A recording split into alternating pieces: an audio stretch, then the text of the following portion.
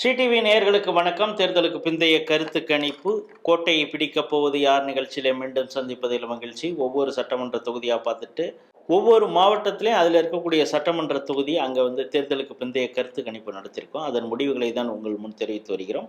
அந்த வகையில் காஞ்சிபுரம் மாவட்டத்தில் இருக்கக்கூடிய 4 தொகுதிகளில் நம்ம தேர்தலுக்கு பிந்தைய கருத்து கணிப்பு நடத்தியிருக்கிறோம். அந்த வகையிலே முதல் தொகுதியாக ஆலந்தூர் பார்ப்போம். ஆலந்தூர் சட்டமன்ற தொகுதியிலே தேர்தலுக்கு பிந்தைய கருத்து கணிப்புடைய முடிவுகளை நம்மோடு பகிர்ந்து கொள்ள நேதாஜி தயாராக இருக்கிறார். சென்ற முறை அன்பரசன் பார்த்தீங்கன்னா 40,571 வாக்கு வித்தியாசத்தில் வெற்றி பெற்றார். அப்போ 61% வாக்கு பதிவானது. ஆனால் 2026 பார்த்தீங்கன்னா 86.15% வாக்குப்பதிவாக இருக்குது. அப்படின்னா வாக்குப்பதிவே 25% அதிகமாக இருக்குது அப்படிங்கிறத பார்க்குறோம். இது எஸ்ஐஆர் திருத்தத்தினாலேயும் இருக்கலாம். ஏன்னா இப்போ 2,96,000, முன்பு 3,89,000 வாக்குகள் அங்கே இருந்திருக்கு. அது ஒன்றும். தாவேகா ஹரீஷ் இங்கே எந்த அளவுக்கு தாக்கத்தை ஏற்படுத்தியிருக்காரு அப்படின்னு பார்க்கணும். நம்மளுக்கு தெரிஞ்சவங்க காலேஜ் லெவலில் படித்தவங்க, காலேஜ் முடிச்சுட்டு இப்போ தான் வேலைக்கு ஜாயின் பண்ணவங்க, அவங்களையெல்லாம் கூட இளம் பெண்களையெல்லாம் கேட்கும் பொழுது ஹரீஷ் எல்எல்பி அவருக்கு தான் நாங்கள் ஓட்டு போட்டிருக்கோம்லாம் சொல்லியிருக்காங்க. எந்த அளவு தாக்கத்தை ஏற்படுத்தி இருக்கிறது அப்படின்னு பார்ப்போம். வெற்றி வாய்ப்பு யாருக்கு ஆலந்தூரில்? நேதாஜி சார் வணக்கம் சார். அங்கே ஆலந்தூர் நம்ம பார்க்கும் போது அவர் அன்பரசு, அவர் அமைச்சராக இருக்காரு. அவர் ஏற்கனவே எம்எல்ஏ. அங்கே திமுகவுக்கான வாய்ப்புகள் அங்கே இருக்கிற மாதிரி கள நிலவரம் சொல்கிறாங்க சார். அடுத்தபடியாக விஜய்க்கு ஓட்டு அங்கே பெரிய அளவில் ஓட்டு அங்கே போலிங் ஆயிருக்கு. இளைஞர்கள்லாம் சில பேர் கேட்கும் போது விஜய்க்கு தான் போட்டேன் அப்படின்ட்டு அங்கே பதிவு பண்ணியிருக்காங்க சார்.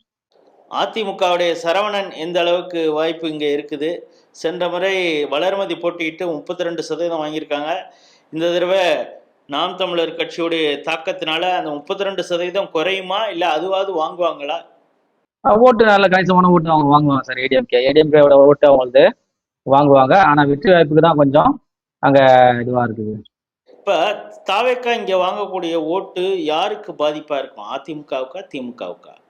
எந்த அளவுக்கு ஓட்டு சார்? அவங்க பார்த்தீங்கன்னா 2 பேருக்குமே பாதகம் தான் சார் அங்கே.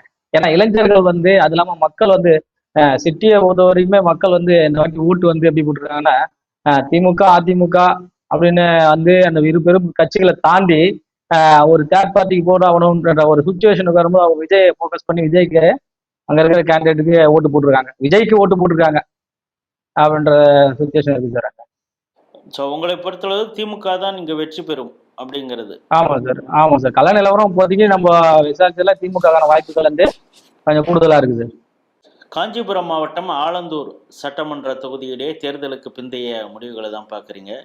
பல நேரங்களில் மிகவும் ஆணவமாகவும் துடுக்காகவும் பேசியவர் அன்பரசன். அண்ணாமலை குறித்தெல்லாம் என்ன பேசினார் அப்படிங்கிறதையும், பீகார் போன்ற வடமாநில தொழிலாளர்களை குறித்தெல்லாம் அவர் பேசியதெல்லாம் பெரிய அளவுக்கு ட்ரோல் ஆனது அப்படிங்கிறதெல்லாம் பார்க்குறோம்.